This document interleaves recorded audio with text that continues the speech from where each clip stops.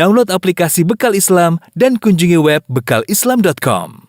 Bismillahirrahmanirrahim. Assalamualaikum warahmatullahi wabarakatuh. Innal hamdalillah nahmaduhu wa nasta'inuhu wa nastaghfiruhu wa natubu ilaih. Wa na'udzu billahi min syururi anfusina wa sayyiati a'malina. May yahdihillahu fala mudilla lahu wa may yudlil fala hadiyalah. Wa asyhadu an la ilaha illallah wahdahu la syarika lah wa asyhadu anna Muhammadan abduhu wa rasuluhu la nabiyya ba'dah. Ya ayyuhalladzina amanu taqullaha haqqa tuqatih wa la tamutunna illa wa antum muslimun. Fa inna asdaqal hadithi kitabullah wa khairal huda huda Muhammadin sallallahu alaihi wasallam. Wa syarrul umuri muhdatsatuha wa kullu muhdatsatin bid'ah wa kullu bid'atin dhalalah wa kullu dhalalatin finnar. Hadirin dan hadirat yang dirahmati Allah Subhanahu wa taala. Alhamdulillah puji dan syukur senantiasa kita panjatkan kepada Allah yang terus-menerus tiada henti-hentinya memindahkan kita dari satu kenikmatan kepada kenikmatan yang lain, dari satu anugerah kepada anugerah yang lain. Sementara kita belum pandai bersyukur, belum bisa beribadah kepadanya, masih terus bermaksiat. Semoga Allah Subhanahu wa taala mengampuni dosa-dosa kita. Salawat dan salam tercurahkan selalu kepada junjungan kita Nabi Muhammad sallallahu alaihi wasallam, juga kepada keluarganya serta seluruh sahabat beliau tanpa terkecuali. Kita melanjutkan bahasan kita tentang sirah Nabi sallallahu alaihi wasallam. Pada pertemuan lalu telah kita bahas tentang dakwah as-sirriyah, dakwah secara sembunyi-sembunyi. Maka pada pertemuan kali ini kita akan bahas tentang dakwah secara terang-terangan atau dakwah jahriyah. Sebagaimana telah lalu, Nabi SAW berdakwah secara sembunyi-sembunyi selama 3 tahun. Ya, beliau mulai dari orang-orang terdekat beliau untuk didakwahi sampai akhirnya Allah memerintahkan Nabi SAW untuk berdakwah secara terang-terangan. Allah berfirman, "Wa anzir ashiratakal aqrabin." Berilah peringatan kepada keluargamu yang dekat. Maka tatkala itu Nabi mulai berdakwah terang-terangan di hadapan orang-orang Quraisy. Sebenarnya orang-orang Quraisy mulai menangkap dakwah Nabi sallallahu alaihi wasallam dan mereka sadar di antara mereka ada yang mengikuti ajaran Muhammad. Mereka pernah melihat Bilal salat, mereka melihat sebagian orang mengikuti ajaran Muhammad sallallahu alaihi wasallam. Akan tapi pada awalnya orang-orang Quraisy tidak menganggap dakwah tersebut suatu permasalahan. Kenapa? Karena orang yang semodel Muhammad sallallahu alaihi wasallam ini sudah ada, yang tidak mau menyembah berhala, yang bertauhid, tidak mau melakukan kesyirikan, sudah ada. Makanya ada buku judulnya Al-Ahnaf, yaitu orang-orang yang hidup di zaman jahiliyah namun mereka tidak berbuat kesyirikan. Di antara orang tersebut misalnya Waraqah bin Naufal. Waraqah bin Naufal tidak pernah berbuat kesyirikan. Di antaranya Umayyah bin Abi Salt. Di antaranya Zaid bin Amr bin Naufal. Di antaranya Amr bin Abasa As-Sulami. Di antaranya Sirmah bin Abi Anas. Di antaranya Khalid bin Sinan Al-Absi dan Qus bin Sa'idah. Ini orang-orang yang mereka juga mirip dengan ajaran Rasulullah SAW, tidak mau melakukan kesyirikan. Dan dakwah ini dibiarkan lama-lama hilang sendiri. Dakwah ini lama-lama hilang sendiri karena mereka tidak menyuruh orang untuk seperti mereka. Mereka bertauhid tapi untuk sendiri. Ya, mereka menyangka Muhammad juga akan seperti itu. Ya, biarin aja dia tidak menyembah berhala. Ada yang ikut dia tapi lama-lama hilang sendiri. Namun kenyataannya tidak demikian. Terlebih lagi tatkala Nabi SAW mulai berdakwah secara terang-terangan. Terlebih lagi Nabi SAW mulai mengusik mereka, ini haram, ini tidak boleh, ini syirik. Nabi menegur mereka yang sebelum-sebelumnya tidak pernah menegur. Ya, mungkin menegur sekali-sekali, tapi dakwahnya tidak seperti Nabi SAW yang menyalah-nyalahkan nenek moyang, yang mensyirik-syirikan mereka, yang menakut-nakuti mereka dengan neraka. Yang sebelumnya tidak ada yang seperti itu. Hanya tidak mau syirik, namun tidak berbicara tentang surga dan neraka. Rasulullah SAW, dakwah Nabi membuat mereka gelisah karena dakwah Nabi tidak seperti sebelumnya. Disebutkan oleh para ahli sejarah dalam buku-buku sirah seperti Sirah Ibnu Ishaq bahwa di akhir dakwah sirriyah setelah Nabi berdakwah 3 tahun, maka pengikut Nabi sekitar 50 sampai 60 orang. Ya. Yang telah masuk Islam ya. Banyak ya saya sebutkan banyak sekali, cuma kalau kita baca terlalu lama ya. Jadi mereka ini sekitar 50 atau 60 orang yang di awal-awal masuk Islam ya. Di antaranya Abu Ubaidah bin Jarrah, Abu Salamah, Al-Arqam bin Abil Arqam, baca semuanya ya. Biar antum tahu siapa 60 orang tersebut. Ini orang-orang pertama yang jasanya sangat besar. Harusnya kita mengenal mereka, harusnya. Cuma waktu tidak ada. Ya. Asma binti Abu Bakar, Aisyah, Khabbab bin Al-Arad, Umair bin Abi Waqqas, Mas'ud Al-Qad, dan seterusnya banyak. Sampai 60 orang. Namun Nabi SAW di antara strategi dakwah beliau tidak menyebutkan nama-nama tersebut. Karena semuanya berkumpul di rumahnya Al-Arqam, Darul Arqam bin Abil Arqam, mereka kumpul, Nabi dakwahi mereka. Jumlah mereka 50 sampai 60 orang, lelaki dan wanita. Tetapi Nabi tidak pernah gembar-gembor tentang nama-nama mereka. Kenapa? Karena bahaya. Di antara mereka 60 orang tersebut ada yang kabilahnya tidak kuat.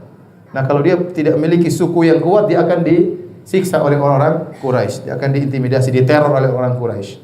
Ya. Maka Nabi cukup mendiamkan, tidak perlu menggembar-gemborkan siapa orang-orang tersebut demi keselamatan mereka. Terutama banyak di antara mereka ada yang budak-budak akan disiksa oleh majikannya, ada orang miskin akan disiksa oleh orang-orang kaya, sehingga Nabi SAW tidak menyebut nama mereka. Sampai-sampai ada seorang bernama Amr bin Abasa As-Sulami. Orang ini bercerita, sahabat ini radhiyallahu anhu bercerita tentang bagaimana Islamnya. Dia termasuk orang awal-awal yang Islam.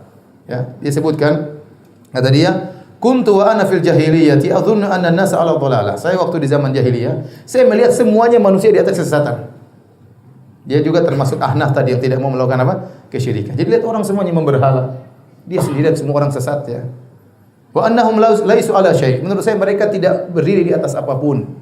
Wa hum ya'budunal awthan, sementara mereka menyembah berhala. Dia tidak. Fasami'tu bi rajulin bi Makkah yukhbiru akhbaran. Tiba-tiba saya mendengar tentang seorang di Mekah. Ini Amr bin Abbas bukan tinggal di Mekah, dia dari luar. Tapi dia tidak berbuat kesyirikan. Dia tidak suka dengan orang menyembah berhala. Tidak lama kemudian dia mendengar ada seorang lelaki di Mekah menyampaikan kabar-kabar. Faqa'atu ala rahilati faqadimtu alaihi. Maka saya pun naik di atas tunggangan saya, kemudian saya pergi menuju bertemu lelaki ini, yaitu Rasulullah SAW. Fa idza Rasulullah SAW mustakhfiyan jura'u alaihi qaumuhu. Ya, ternyata Nabi SAW berdakwah sembunyi-sembunyi, sementara kaumnya berani melakukan perbuatan yang buruk kepadanya. Fatalattaftu hatta dakhaltu alaihi bi Makkah. Maka saya pun pelan-pelan sampai akhirnya aku masuk di kota Mekah. Kemudian akhirnya aku bertemu dengan Rasulullah SAW. Aku bertanya kepada dia, "Ma anta? Kamu ini siapa?" Ini orang asing baru ketemu Nabi. Nabi waspada. Ini siapa? Nabi juga tidak tahu. Kata Nabi, "Ana nabiyyun, saya nabi." Faqultu wa ma nabiyyun? Apa itu nabi? Nabi jelaskan, arsalani Allah. Nabi itu Allah utus saya. Tuhan mengutus saya untuk berdakwah. Faqultu wa bi ayyi syai'in arsalaka? Allah mengutusmu dengan apa? Qala arsalani bi silatil arham wa kasril awthan wa an yuwahhadallahu la yusyrak bihi syai'. Allah mengutusku untuk menyampaikan agar manusia menyambung silaturahmi, agar berhala-berhala dihancurkan, agar Allah ditauhidkan dan tidak disekutukan sama sekali. Qultu lahu faman ma'aka ala hadha? Siapa yang bersamamu di atas agama seperti ini? Qala hurrun wa abdun, seorang hamba yang merdeka dan seorang budak.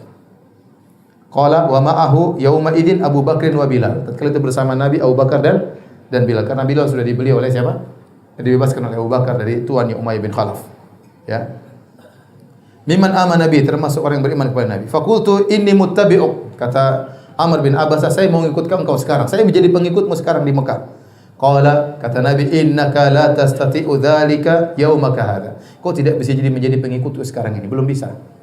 Ala taru hali wa halan nas, tidak kau lihat bagaimana kondisiku dan kondisi orang-orang.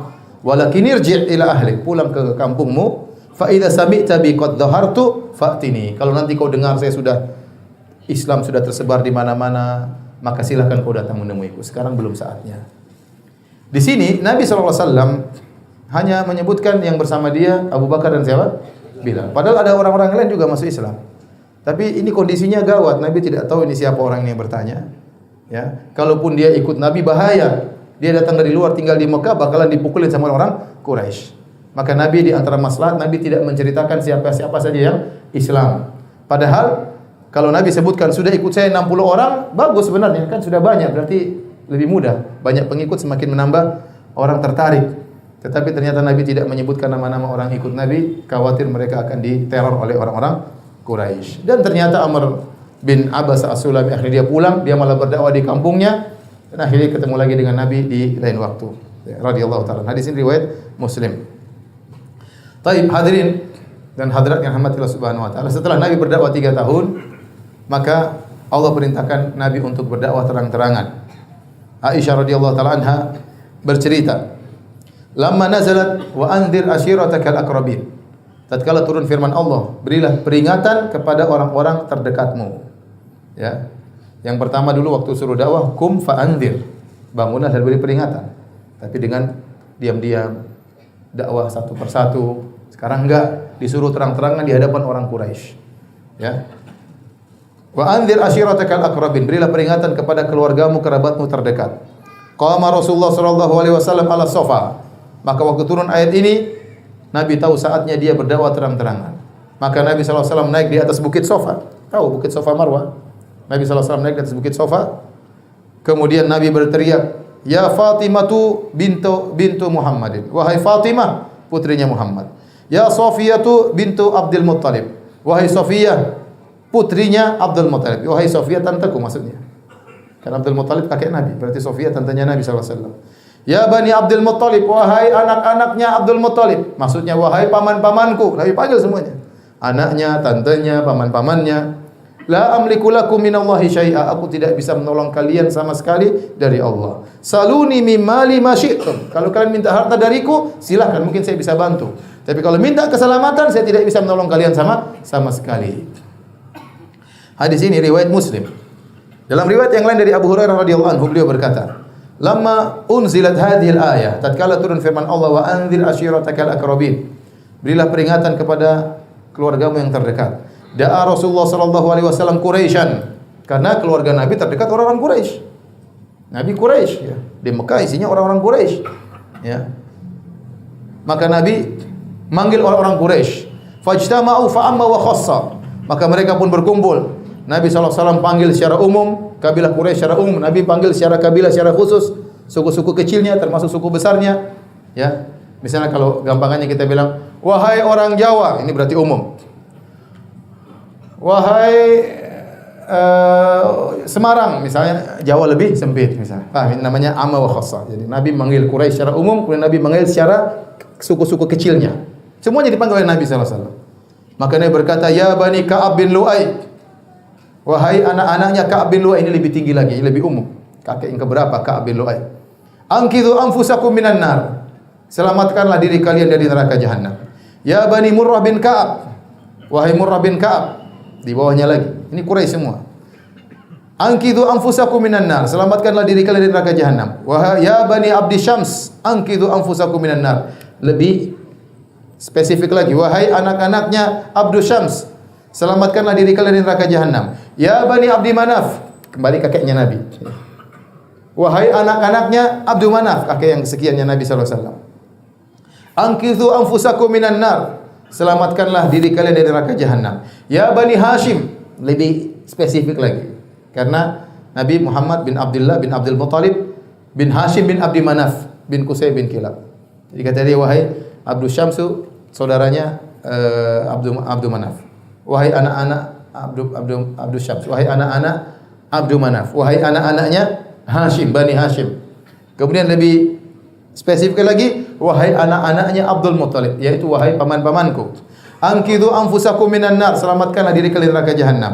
Lebih khusus lagi putrinya sendiri, ya Fatimatu, anqidhi nafsaki minan nar. Wahai Fatimah, selamatkan dirimu dari neraka jahanam. Fa inni la amliku lakum minallahi syai'a. Aku tidak bisa menyelamatkan kalian semuanya dari Allah Subhanahu wa taala sama sekali. Ghairu anna lakum rahiman sa'abuluha bibilaliha. Hanya saja saya punya kewajiban untuk menyambung rahim dengan kalian. Dan aku akan menyambung silaturahim dengan kalian. Dalam riwayat yang lain, Nabi SAW berkata kepada pamannya, Al-Abbas bin Abdul Muttalib, "Ya Abbas ibn Abdul Muttalib, wahai Abbas pamanku, anaknya Abdul Muttalib, la ugni anka minallahi syai', aku tidak bisa menolong engkau sama sekali dari Allah. Ya Safiyatu ammata Rasulillah, wahai Safiyah, tantenya Rasulullah, la ugni anki minallahi syai', aku tidak bisa menolong engkau sama sekali. Wa ya Fatimatu binta Muhammadin, wahai Fatimah putri Muhammad, salini ma syi'ti min mali, mintalah dariku harta yang kau inginkan, saya kasih kalau saya punya. Akan tapi la ugni anki minallahi syai', aku tidak bisa menolongmu wahai putriku sama sekali dari Allah Subhanahu wa taala." Ya, disebut dalam riwayat yang lain, Nabi sallallahu alaihi wasallam waktu ingin manggil mereka, Nabi sallallahu alaihi wasallam naik di bukit Sofa, kemudian Nabi berteriak, "Ya Sobaha." Ini panggilan. Ya Sobaha itu panggilan, berarti ada panggilan darurat. Kalau orang-orang jahiliyah dahulu mereka ingin mengumpulkan masyarakat, mereka naik di atas sebuah gunung, mereka robek baju mereka, Tidak berpakaian di atas, kemudian mereka ambil pasir ditumpah-tumpahkan di atas kepala mereka sambil berteriak, "Ya Sobaha, ya Sobaha." Berarti ini panggilan darurat, ya. Nabi mengikuti cara ini untuk memanggil tradisi mereka, memanggil masyarakat, tapi tidak perlu buka baju, tidak perlu siram-siram pasir di kepala. Makanya dijadikan dalil oleh para ulama, setiap tradisi yang itu baik dan tidak bertentangan dengan Islam, maka boleh dilestarikan selama tidak bertentangan dengan Islam. Kalau ada tradisi bertentangan Islam, maka hendaknya dimodif supaya sesuai dengan Islam. Sesuai dengan Islam, ya. Jadi Islam datang untuk memfilter tradisi yang ada. Bukan tradisi memfilter Islam, jangan kebalik, ya. Kita ingin mengislamkan Nusantara, bukan menusantarakan apa? Islam.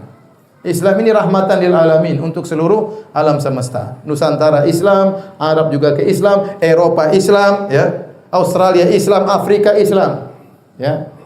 Bukan Islam Afrika, Islam Eropa. Salah, Islam ini universal, semuanya agar jadi Islam. Bagaimana caranya? Islam memfilter. Kalau ada budaya yang baik, maka kita pertahankan. Ada budaya yang salah, kita perbaiki.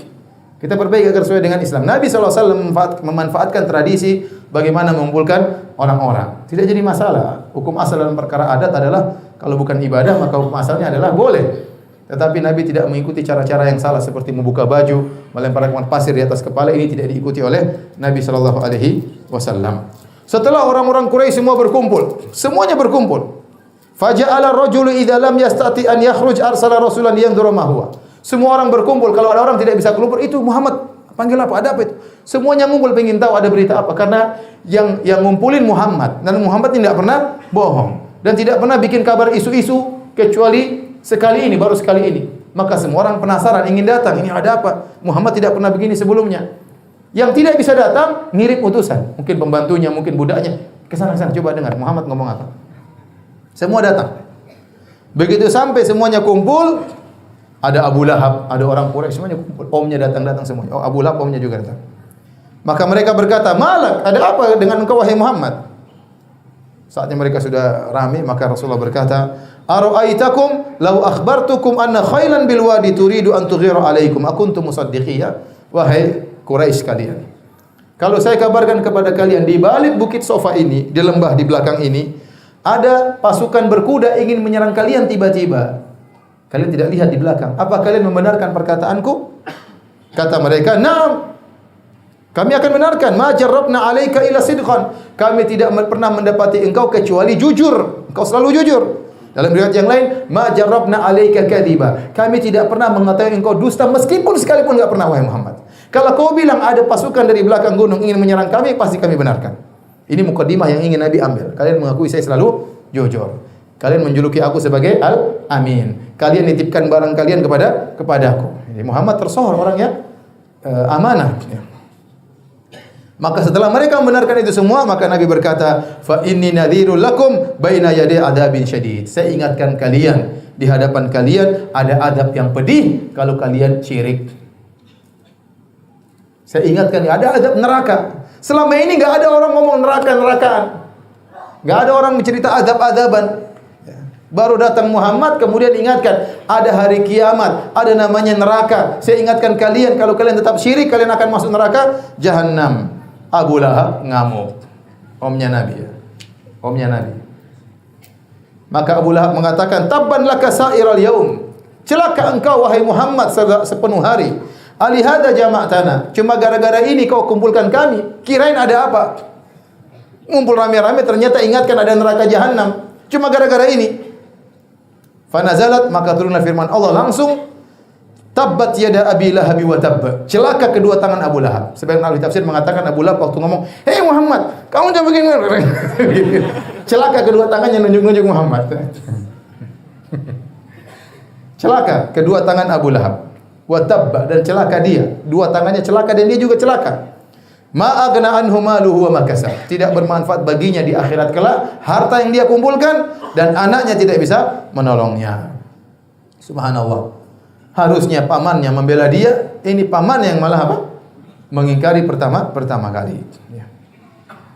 Para hadirin dan hadirat yang dirahmati oleh Allah Subhanahu wa taala, Jadi tadi kita sudah singgung Nabi SAW memanfaatkan tradisi orang-orang jahiliyah yang tidak bertentangan, dan Nabi SAW banyak ya, seperti tradisi jahiliyah memuliakan tamu, tradisi jahiliyah yang mereka suka membantu orang susah, tradisi jahiliyah masalah keberanian, itu semua dilestarikan oleh Nabi SAW. Tradisi jahiliyah setia kawan itu juga dilestarikan oleh Islam. Bahkan kita boleh mengikuti tradisi orang-orang kafir kalau itu bermanfaat dan tidak ada kaitannya dengan agama, tidak jadi masalah. Contoh, kita dengar orang-orang Yahudi katanya kalau makan selalu buah dulu, ya. Diikuti oleh sebagian orang Islam katanya buah itu baik. Tradisi ini tradisi orang Yahudi katanya. Tapi nggak ada masalah ya kalau memang itu bermanfaat. Makanya Nabi SAW waktu nulis surat tahun 9 Hijriyah, Nabi mulai mendakwahi raja-raja kafir, Romawi, raja Persia, raja Mesir. Maka ada yang menyampaikan, ya, innahum la yaqra'una kitaban illa makhtuman. Ya Rasulullah, sungguhnya mereka itu tidak mau baca surat kalau enggak ada stempelnya. Ini aturan internasional. Nabi tidak tahu, dikasih tahu. Wahai Rasulullah, mereka itu raja-raja tidak mau menerima membaca surat kecuali ada stempelnya. Fattakhadha Nabi SAW khataman. Maka Nabi pun ambil buat cincin tertulis Muhammad Rasulullah min fiddah, terbuat dari perak. Buat apa? Buat stempel supaya apa? Resmi. Ini Nabi ikut tradisi mereka atau tidak? Ikut, tapi tradisi ini enggak ada masalah. Dan ada manfaatnya. Sama seperti Nabi SAW waktu perang Khandaq. Waktu perang Khandaq, kemudian Salman Al-Farisi diriwayatkan, Salman Al-Farisi berkata, "Ya Rasulullah, kunna bi Faris, idza husirna khandaqna." Kami dahulu di Persia, kalau kami dikepung kami bikin khandaq, bikin parit supaya mereka tidak bisa menyerang. Ini tradisinya orang-orang Persia, Majusi, penyembah api. Namun ini masalah duniawi dan ini ide yang bagus, bermanfaat, maka Nabi ikuti, enggak apa-apa, enggak ada masalah. Yang tidak boleh kalau tasyabuh dalam hal perkara agama atau tasyabuh pada perkara yang tidak bermanfaat. Seandainya orang-orang Islam bertasyabuh dengan orang kafir pada perkara bermanfaat, enggak apa-apa. Mereka punya perkara yang bermanfaat, seperti mereka suka jalan kaki misalnya, ya. Mereka suka olahraga misalnya, mereka makannya teratur misalnya, kita gorengan tiap hari pagi siang sore. Enggak apa-apa, cepat mati, yang penting enak hidup. Mereka teratur, mereka takut mati, makanya mereka makannya teratur. Itu bagus ya. Tapi yang diikuti model rambut sebelah hijau, sebelah merah. Nah, ikuti seperti itu. Model baju kekecilan, kelihatan sana sini ya. Buka sana, buka sini ya. Itu yang diikuti, ciuman di jalan ngapain itu? Kalau itu ikuti bahlul namanya, ikuti seperti itu. Yang diikuti yang enggak ada masalah ya. Orang bule enggak punya malu, kalau sudah mereka mau gaya apa saja enggak punya malu ya. Saya sampai heran lihat ada orang bule kemudian pakai rambutnya botak, di sebelah sini tinggal sedikit. Terus ada pohon korma di sini. Ini enggak malu di depan orang cantik aja, kemudian subhanallah. Kita kan Indonesia ini enggak, orang Asia ini enggak bisa seperti ini. Enggak bisa seperti itu ya. Jangan ikuti yang seperti ini ya. Teler-teleran diikuti, buka aurat diikuti, mode fashion dan macam-macam yang ngawur-ngawur diikuti. Kalau ikuti yang bermanfaat enggak ada masalah. Bagaimana penemuan ini enggak ada masalah, enggak dilarang. Baik. Hadirin dan hadirat rahmat Allah Subhanahu wa taala, kita lanjutkan. Tatkala Abu Lahab mencela Nabi sallallahu alaihi wasallam, maka Allah turunkan surat Al-Masad. Di situ Allah mengatakan, "Sayasla naran dzata lahab." Sungguhnya Abu Lahab akan masuk dalam neraka yang apinya menyala-nyala. Wa imra'atuhu hammalatal hatab. Bukan cuma Abu Lahab saja, istrinya juga masuk neraka, dan istrinya akan membawa kayu untuk bakar suaminya di neraka jahanam. Inilah perkara yang sangat menyedihkan Abu Lahab. Tatkala yang ikut menyiksa dia di akhirat ternyata istrinya juga yang dia cintai, yang selama ini bela-bela dia, ternyata ikut bawa kayu membakar siapa? Abu Lahab. Ini di antara salah satu tafsiran. Dan ini ayat dikatakan oleh para ulama mukjizat. Dan Abu Lahab sampai mati tidak beriman, istrinya sampai mati tidak beriman. Sudah divonis masuk neraka. Padahal Abu Lahab kalau ingin mendustakan Muhammad gampang, dia pura-pura masuk Islam, selesai. Buyar agama Muhammad sallallahu alaihi wasallam. Loh, Muhammad, Tuhanmu bilang Abu Lahab masuk neraka, sekarang dia masuk Islam. Seandainya Abu Lahab pura-pura masuk Islam, buyar agama Rasulullah sallallahu alaihi wasallam. Tapi Abu Lahab pun tidak mau pura-pura. Tetap aja di atas kekafiran sampai tewas ya. Abu Lahab. Taib hadirin dan hadirat Allah Subhanahu wa taala. Faedah dan hikmah perintah Allah untuk mendakwai kerabat dekat. Yang pertama, ya, wa anzir ashiratakal aqrabin, berilah peringatan kepada keluarga terdekat. Yang pertama, seorang manusia secara tabiat tentu lebih mencintai kerabatnya. Tentu secara tabiat dia lebih sayang kepada kerabatnya. Ya. Ini tabiat orang-orang Arab seperti itu. Sampai sekarang mereka menjaga nasab mereka. Sampai sekarang mereka masih pasang fam-fam di belakang, ya. Dan itu bagus untuk mengenal apa? Untuk menyambung silaturahmi. Mereka lebih sayang kepada kerabat dan itu dianjurkan. Maka seorang berusaha mendakwahi kerabatnya terlebih dahulu. Kemudian umumnya karib kerabat itu lebih mudah mendengar karena ini orang dalam istilahnya. Orang dalam yang berdakwah mereka lebih untuk mendengar, lebih untuk menyimak, lebih husnudzon, ya. Beda dengan orang luar terkadang suudzon, ya, terkadang merendahkan dan yang lainnya. Kemudian karib kerabat punya hak lebih besar dibandingkan orang di luar karib kerabat. Kemudian yang berikutnya, seandainya karib kerabat menerima dakwah, maka mereka adalah modal yang besar. Karena kalau ada gangguan dari luar, ternyata dibela oleh karib kerabat, ini adalah pembelaan yang sangat kuat. Oleh karenanya tatkala Nabi Lut dimusuhi oleh kaumnya, Nabi Lut tidak bisa berbuat apa-apa. Dia tidak punya kerabat membela dia. Apa kata Allah? Qala law anna li bikum quwwatan aw awi ila ruknin syadid. Waktu dia di pojokan oleh kaumnya. Wa jaa qaumuhu yuhra'una ilaih. Tatkala ada tamu-tamu datang di Nabi Lut, malaikat-malaikat yang berubah menjadi laki-laki yang tampan-tampan. Akhirnya istri Nabi Lut kasih tahu penduduk negeri tersebut semuanya homoseksual. Ada cowok-cowok ganteng ke rumahnya siapa? Nabi Lut. Maka mereka datang tergesa-gesa menuju rumah Nabi Lut dalam kondisi syahwat sudah memuncak. Ya, dan mereka mendorong Nabi Lut, "Mana tamumu? Biarkan kami lihat tamumu, biarkan." Ingin ketemu dengan tamu-tamunya Nabi Lut. Tatkala di pojokan Nabi Lut berkata, "Lau anna li bikum quwwatan aw awi ila ruknin syadid." Seandainya saya punya kekuatan untuk menolak kalian. Seandainya saya punya suku yang saya bisa jadi pegangan yang kuat. Tapi tatkala tidak ada sukunya, semua sukunya homoseksual. Maka kalau seorang punya kabilah yang kuat, dia bisa bertahan. Bahkan meskipun kabilah itu ternyata tidak beragama sama dia, terkadang membela. Contohnya Abu Thalib membela siapa? Nabi sallallahu alaihi wasallam. Nanti akan kita jelaskan tatkala di boikotnya di Syiah Abu Thalib di pertemuan-pertemuan berikutnya insyaallah. Demikian juga waktu Nabi Syuaib alaihissalam mendakwahi kaumnya, melarang mereka berbuat curang dalam timbangan, wa auful kail, sempurnakanlah timbangan. Maka mereka kaumnya Nabi Syuaib mengancam Nabi Syuaib. Kata mereka, "Ya Syuaibu, ma nafqahu katsiran mimma taqul." Wahai Syuaib, kami tidak paham apa yang ngomongkan. Bukan mereka tidak mau paham, bukan tidak paham. Ente ngomong apa sih wahai Syuaib? Ngoceh melulu, kami enggak paham. Wa inna lanaraka fina dha'ifa. Dan menurut kami kau itu orang lemah.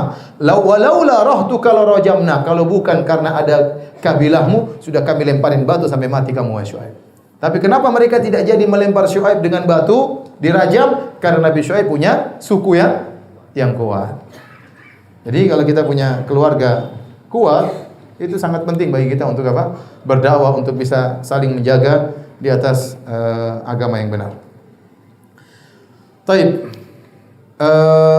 Para hadirin dan hadirat yang dirahmati Allah Subhanahu wa taala, apa sebab orang-orang Quraisy menolak dakwah Nabi sallallahu alaihi wasallam? Harusnya mereka terima. Kan lumayan ada dari antara mereka jadi nabi. Kan top ini, ada orang jadi bakalan top, bakalan terkenal, bakalan banyak pengikutnya. Harusnya orang Quraisy mendukung Muhammad sallallahu alaihi wasallam. Tapi ternyata mereka tidak mendukung Muhammad, bahkan mereka sangat menentang Muhammad. Padahal Quraisy itu semuanya sukunya Nabi sallallahu alaihi wasallam. Para ulama menjelaskan di antaranya karena pertimbangan duniawi, pertimbangan materi. Kenapa mereka menolak dakwah Rasulullah SAW karena pertimbangan duniawi? Karena Ka'bah berada di Mekah dan Mekah merupakan pusat peribadatan. Orang-orang dari penjuru Arab, Jazirah Arab datang untuk beribadah di kota Mekah. Terlebih lagi di Ka'bah ada 360 berhala. Ya, berhala spesifik ya. Masing-masing yang datang punya berhala khusus. Yang satu hobinya berhala ini, yang satu pokoknya disediakan oleh orang-orang Quraisy. Sehingga dia menjadi pusat peribadatan dan ini membuat ramai dan jadilah dia pusat perdagangan. Secara ekonomi sangat penting. Nah, kalau ternyata berhala-berhalanya dihancurkan, orang-orang sudah cari berhalanya enggak ada, akan mengurangi wisatawan datang ke Mekah ya, mengurangi pemasukan visa dan macam-macamnya. Dan yang lainnya, maka ya, mereka nolak, tidak mau. Khawatir nanti orang-orang akan meninggalkan kota Mekah. Ini sebab yang pertama, pertimbangan duniawi, materi. Karena ini pusat perdagangan. Kalau dirubah sistem yang sudah berjalan ini, bahaya. Orang nanti malah menjauh dari kota Mekah dan mereka tidak mau hal tersebut. Karena memang orang-orang Quraisy penghasilan mereka yang paling utama adalah berdagang. Yang kedua, mereka tidak mau menerima dakwah Rasulullah SAW. Kenapa? Karena taklid kepada nenek moyang. Dan ini sebab yang paling utama. Tidak mau mengikuti kebenaran karena taklid kepada nenek moyang. Hampir seluruh nabi ditolak dakwahnya karena kaumnya tidak mau meninggalkan tradisi nenek moyang. Kata Allah Subhanahu wa taala, "Wa kadzalika ma arsalna min qablika fi qaryatin min nadhirin illa qala mutrafuha inna wajadna aba'ana ala ummah wa inna ala atharihim muqtadun." Demikianlah tidaklah kami utus sebelum engkau wahai Rasulullah kepada suatu negeri pun pemberi peringatan kecuali orang-orang yang angkuh dari negeri tersebut berkata, kami telah mendapati nenek moyang kami seperti ini, kami hanya tinggal ngikut nenek moyang. Dalam ayat yang lain kata mereka, wa inna ala atharihim muhtadun, dan kami tinggal mendapat petunjuk, tinggal ngikut saja apa yang dijalankan oleh nenek moyang kami. Demikian juga kaum Ad, kenapa menolak dakwahnya Nabi Hud? Jauh kaum Ad menolak dakwahnya Nabi Hud. Kenapa? Mereka berkata, qalu ajitana lina'budallaha wahdahu wa nadharu ma kana ya'budu aba'una fa'tina bima ta'iduna in kunta minas shadiqin. Kata mereka, wahai Hud, apakah kau datang kepada kami menyuruh kami sembah Allah saja dan suruh kami meninggalkan sesembahan nenek moyang kami? Oh enggak boleh. Masa kau suruh kami meninggalkan sembah nenek moyang kami? Jadi mereka berpegang teguh dengan apa? Tradisi nenek moyang. Seakan-akan nenek moyang mereka adalah orang-orang yang maksum, tidak mungkin salah. Seakan-akan kalau nenek moyang mereka salah, kemudian mereka hancur lebur. Ada syubhat, ada pemikiran kalau kita celah nenek moyang berarti kita hancur, berarti kita rusak. Padahal tidak ada kelaziman seperti itu. Kemudian juga kaum Samud tatkala menolak dakwah Nabi Saleh, apa kata mereka? Ya Salihu qad kunta fina marjuan qabla hadha atanhana an na'budu ma ya'budu abauna. Wahai Saleh, dulu kau kami harapkan jadi pemimpin. Sekarang kau datang malah melarang kami untuk menyembah sesembahan nenek moyang kami. Subhanallah. Sama Syuaib juga. Nabi Syuaib tatkala suku Madian menolak dakwah Nabi Syuaib, mereka berkata, "Ya Syuaibu as-salatuka ta'muruka an natruka ma ya'budu abauna." Wahai Syuaib, apakah salatmu menyuruh kami untuk dakwahmu menyuruh kami untuk meninggalkan sesembahan nenek moyang kami? Semuanya enggak ada yang mau. Apalagi Nabi Ibrahim alaihissalam. Ibrahim berkata, ya, "Idz qala li abihi wa qaumihi ma ta'budun." Ibrahim berkata kepada bapaknya dan kaumnya, "Apa yang kalian sembah?" Qalu na'budu asnaman fanadhallu laha aqifin. Kami menyembah berhala-berhala kami dan kami akan terus menetap di berhala-berhala kami. Nabi Ibrahim ngobrol. Nabi Ibrahim tanya, "Qala hal yasma'unakum idz tad'un?" Apakah ini patung-patung dengar kalau kalian berdoa? Ini agak sedikit ngejek Nabi Ibrahim. Ini patung-patung kalian sembah. Kalau kalian berdoa mereka dengar. Au yanfa'unakum au yadhurrun? Apakah patung-patung ini bisa beri mudarat kepada kalian, bisa beri manfaat kepada kalian? Mereka tidak bisa jawab. Kata jawaban mereka, bal wajadna aba'ana kadzalika yaf'alun. Kami ini tinggal ngikut nenek moyang. Nenek moyang dari dulu seperti ini. Jadi tidak ada dalil kecuali dalil apa? Nenek moyang. Seakan nenek moyang mereka pasti benar. Ya, makanya kalau kita dakwah orang bilang nenek moyang kalian begini. Nenek moyang banyak di dunia ini. Nenek moyang kalian, nenek moyang ini, nenek moyang mana yang benar? Kalau semua orang nenek moyang benar, tidak bisa, kontradiktif. Nenek moyang sana bilang begini, nenek moyang sana yang benar, nenek moyang tidak maksum. Kalian pun nanti suatu jadi nenek moyang, ya tidak? Sekarang kalau kita rubah, kalian tinggalkan kesyirikan, kita rubah, kita semua sekarang tidak syirik. Kan 1000 tahun lagi kita jadi nenek moyang, tak? Sama orang-orang, terus gimana? Siapa menjadi nenek moyang mana yang benar? Ya. Jadi tidak boleh menjadikan nenek moyang sebagai patokan kebenaran. Oleh karenanya, ya, tatkala Abu Talib didakwahi oleh Nabi SAW, ya pamanku ucapkan la ilaha illallah, suatu kalimat yang aku akan bela engkau di depan Allah untuk masuk surga. Abu Jahal cuma mengucapkan kalimat yang pendek agar Abu Talib tidak ikut ajaran Muhammad. Abu Jahal mengatakan, "Atarghabu an millati Abdul Muttalib?" Kau benci dengan agama bapakmu? Selesai. Diingatkan dengan masalah bapak, masalah nenek moyang, masalah tradisi. Akhirnya Abu Thalib pun diam. Tidak mau masuk Islam. Kenapa? Takut dicela, takut dicerca. Nanti kalau dia sudah meninggal dicela sama orang-orang Quraisy, dan dia tidak mau dicela meninggal dalam kondisi dicela.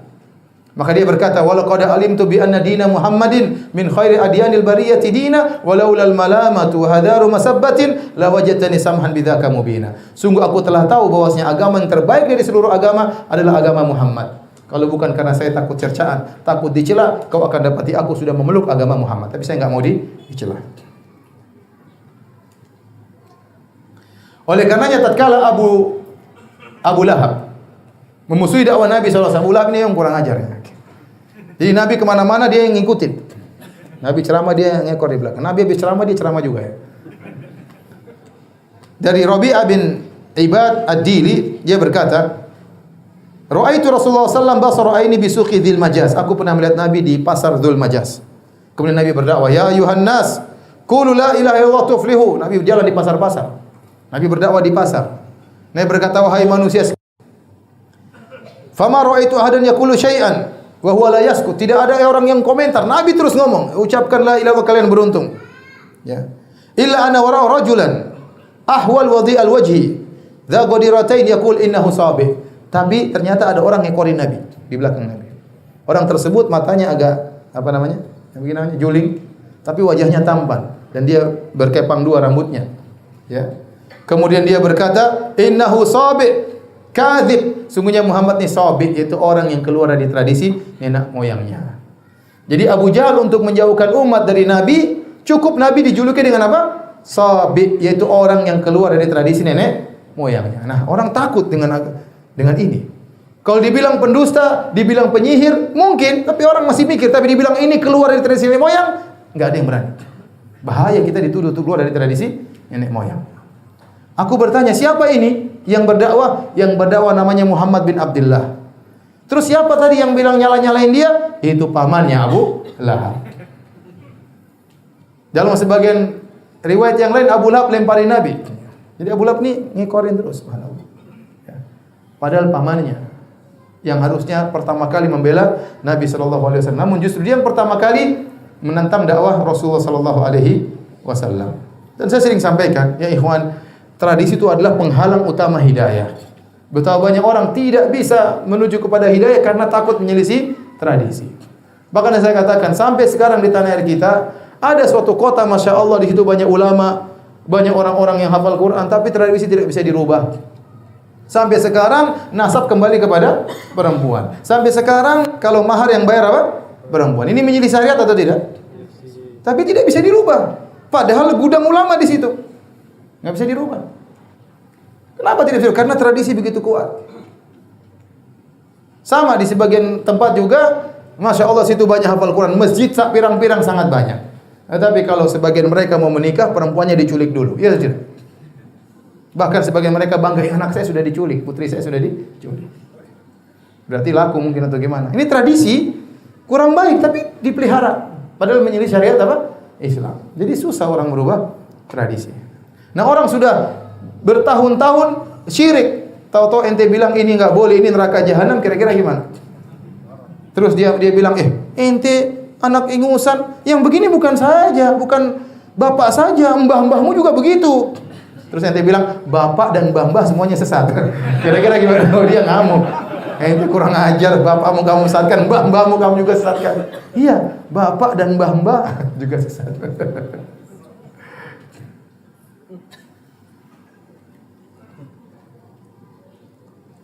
Baik, inilah yang menjadikan mereka sulit untuk menerima hidayah karena berpegang teguh dengan tradisi.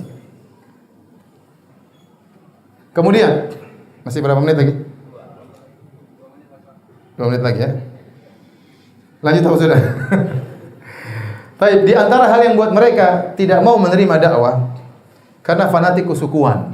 Fanatik kesukuan. Seperti Abu Jahal. Abu Jahal itu dari Bani Makhzum. Dia tidak mau menerima dakwah Muhammad. Kenapa? Muhammad dari Bani Hashim. Dan Bani Makhzum dan Bani Hashim sama-sama Quraisy, tapi mereka bersaing untuk mencari kemuliaan, mencari pamor, popularitas di antara Arab seluruhnya. Makanya Abu Jahal pernah berkata, "Tanaza'na nahnu wa Banu Abdi Manaf asyaraf." Kami Banu Makhzum bersaing dengan Banu Hashim. Kabilahnya Nabi sallallahu alaihi wasallam. Kami bersaing untuk mencari kemuliaan di hadapan orang-orang Arab. At'amu fa'at'amna. Mereka kasih makan sama orang miskin, kami juga kasih makan. Mereka bagi-bagi minuman, makanan, kami juga. Wa a'tau fa'ataina. Mereka memberi, kami juga memberi. Hatta idza tajathaina 'ala rukab wa kunna kafarasai rihan. Sampai tatkala kami sudah bersaing sampai setara dan sebanding Bani Makhzum dan Bani Hashim, qalu, tiba-tiba Bani Hashim berkata, "Minna nabiyyun ya'til wahyu minas sama." Tiba-tiba Bani Hashim mengaku kami punya nabi, dapat wahyu dari langit. Nah, ini kalau gini kita enggak bisa bersaing. Siapa yang dari Bani Makhzum jadi nabi? Nah, kalau kami membenarkan bahwasanya Muhammad ini nabi, berarti kami kalah saingan. Sudah selesai, paham atau tidak? Enggak paham, saya ulangi ya. Jadi mereka sudah saingan dalam segala hal, masalah kebaikan, bagi-bagi mereka sudah saingan. Ternyata tiba-tiba tatkala mereka sudah setara sebanding, tiba-tiba ada dari Bani Hashim mengatakan, kami punya nabi dari Bani Hashim, Muhammad, datang wahyu dari langit. Lah gimana kami menyaingi mereka? Enggak mungkin kami ngaku juga kami punya nabi namanya Abu Jahal, enggak mungkin. Oleh karenanya kami harus mendustakan Muhammad supaya kami tetap dalam apa? Persaingan. Kalau kami membenarkan Bani Hashim punya nabi, selesai, kami kalah saingan, berarti kami kalah. Kami akan terlindas dan tenggelam lebur dalam kemuliaan Bani Hashim. Itulah yang menyebabkan Abu Jahal tidak mau beriman kepada Muhammad karena hasad, karena dengki, fanatik terhadap sukunya. Baik, demikian saja kajian kita. Insyaallah nanti pada salat kita ada tanya jawab. Wabillahi taufiq wal hidayah. Assalamualaikum warahmatullahi wabarakatuh.